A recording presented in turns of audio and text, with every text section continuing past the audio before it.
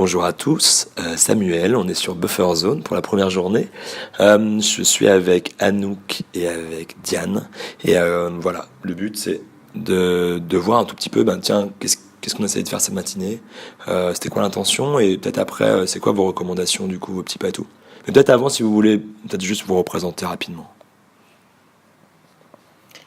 Donc moi je m'appelle Anouk, j'accompagne les organisations et les individus un peu dans leur transformation pour les aider à remettre du mouvement dans leurs schémas qui sont un peu figés.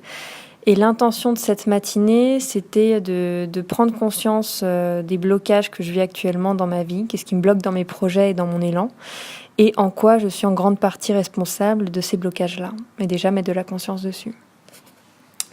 Et moi, c'est Diane. Moi, je suis formatrice et intervenante dans les entreprises et pour les particuliers sur 2 sujets, l'être et l'agir.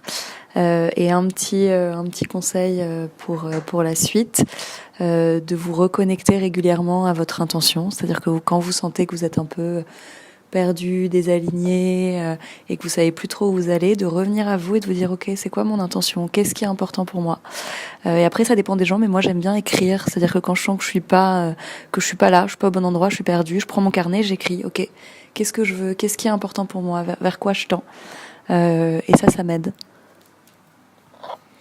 Autre action que vous pouvez faire, c'est d'observer pendant les semaines entre les sessions si certains de vos blocages reviennent ou de schémas récurrents reviennent, d'aller repérer quelle merveilleuse c'est encore mise en place et du coup d'essayer d'être un peu dans la douceur avec vous-même pour identifier le besoin qui est derrière et de vous poser la question, comment est-ce que je peux nourrir ce besoin plus simplement sans avoir besoin de me saboter.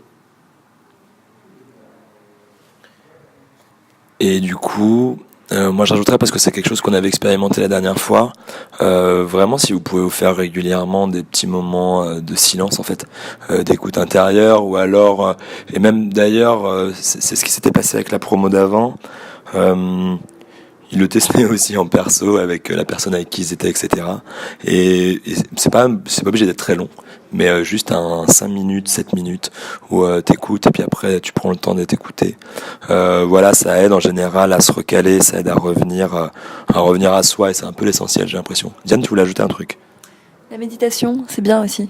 Prendre un temps tous les matins, quand on se réveille, on a tendance à prendre son téléphone, à se mettre tout de suite dans je regarde mes mails, je regarde mes textos.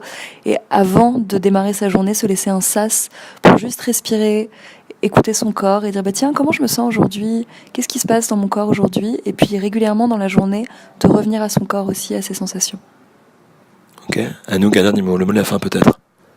Ok, alors Anouk, vous pouvez pas la voir, mais en général elle est vraiment très très à l'aise pour parler dans ce truc-là. Donc là, elle refuse de continuer.